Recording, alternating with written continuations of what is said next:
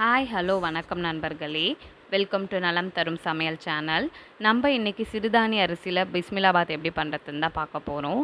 அதுக்கு நான் 2 அழாக்கு வரகரிசியை நல்லா க்ளீன் பண்ணி தேவையான அளவு தண்ணி ஊற்றி கல்லுப்பு போட்டு குக்கரில் வச்சுக்கிட்டேன்.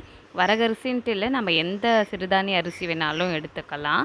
இன்னொரு குக்கரில் பார்த்தீங்கன்னா ஒரு அழாக்கு துவரம் பருப்பு நல்லா க்ளீன் பண்ணிவிட்டு அதில் கொஞ்சம் மஞ்சள் தூள், பெருங்காயத்தூள், பூண்டு 4 பல் போட்டு தேவைக்கேற்ப தண்ணி ஊற்றி வச்சுக்கிறேன்.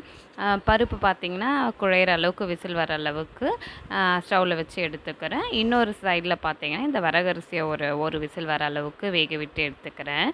அதே கேப்பில் பார்த்திங்கன்னா நான் புளி கொஞ்சமாக ஒரு நெல்லிக்காய் அளவுக்கு ஊற வச்சுருக்கிறேன். ப்ளஸ் காய்கறி எல்லாம் கட் பண்ணி வச்சுருக்கேன். நான் என்னென்ன காய்கறி எடுத்துக்கிட்டேன்னா அன்றைக்கி புடலங்காய், முள்ளங்கி, சுரக்காய், பீன்ஸ், கேரட், மாங்காய், வெங்காயம், தக்காளி, கருவேப்பிலை இதெல்லாம் எடுத்துக்கிட்டேங்க. நம்ம எந்த காய்கறி வேணாலும் ஆட் பண்ணிக்கலாம். என்ன காய்கறி இருக்கோ எல்லாமே ஆட் பண்ணிக்கலாம். இது பச்சை பட்டாணி சீசன்றதுனால நான் பச்சை பட்டாணியும் எடுத்துக்கிட்டேன். பருப்பு பார்த்திங்கன்னா நான் நல்லா கொழைய விட்டதுனால எனக்கு மத்து தேவைப்படலை. பீட்டரில் வச்சு கலக்கி எடுத்துக்கிட்டேன். நம்ம எவ்வளோ காய் வேணாலும் போடலாங்க. உங்களுக்கு எந்த காயெல்லாம் விருப்பமோ அதெல்லாம் நீங்கள் ஆட் பண்ணிக்கலாம். பருப்பு வெந்ததும் நான் கடாயை வச்சு எண்ணெய் விட்டு அதில் உளுத்தம்பருப்பு, சீரகம், கடுகு எல்லாம் போட்டு வெங்காயத்தை வதக்கிக்கிறேன். வெங்காயம் நல்லா வதங்கினதுக்கப்புறமா தக்காளியை போட்டு வதக்கிக்கிறேன்.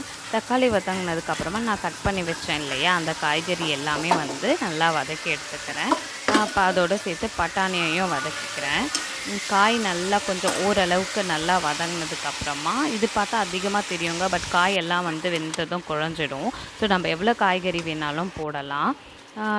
அதோட காய் வதங்கினதுக்கப்புறம் மஞ்சள் தூள் 1 டேபிள் ஸ்பூன், 1 டேபிள் ஸ்பூன் மிளகாத்தூள், 3 டேபிள் ஸ்பூன் சாம்பார் பொடி போட்டு வதக்கிக்கிறேன். புளி ஊற வச்சுருந்தேன் இல்லையா, அதை கரைச்சி ஊற்றிக்கிட்டு பருப்பு வேக வச்சுருந்ததையும் கொஞ்சம் எடுத்து ஊற்றிக்கிறேன். ஓரளவுக்கு கொஞ்சம் அதில் மிக்ஸ் பண்ண பிறகு நான் குக்கரில் வேக வச்சுருந்தேன் இல்லையா பருப்பு, அதில் மொத்தமாக கொட்டிக்கிறேன். ஏன்னா அந்த கடாய் பத்தாது.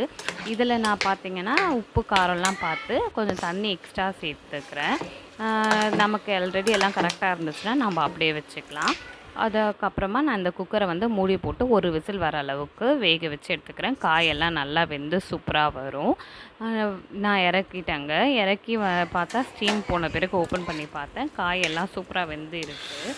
நீங்கள் பூசணிக்காயெலாம் கூட ஆட் பண்ணலாம், ரொம்பவே நல்லது. இன்னொரு சைட் பார்த்திங்கன்னா இந்த வரகரிசி வேக வச்சுருந்தேன் இல்லைங்களா, அதுவுமே ஓரளவுக்கு நல்லா வெந்து தான் வந்திருக்கு. இப்போ நான் என்ன பண்ண போகிறேன்னா இந்த வேக வச்ச காய் எல்லாத்தையும் இந்த வரகரிசியில் கொட்டி மிக்ஸ் பண்ண போகிறேன். ஃபுல்லாக நல்லா கிளறி விட்டுட்டு போகிறேன்.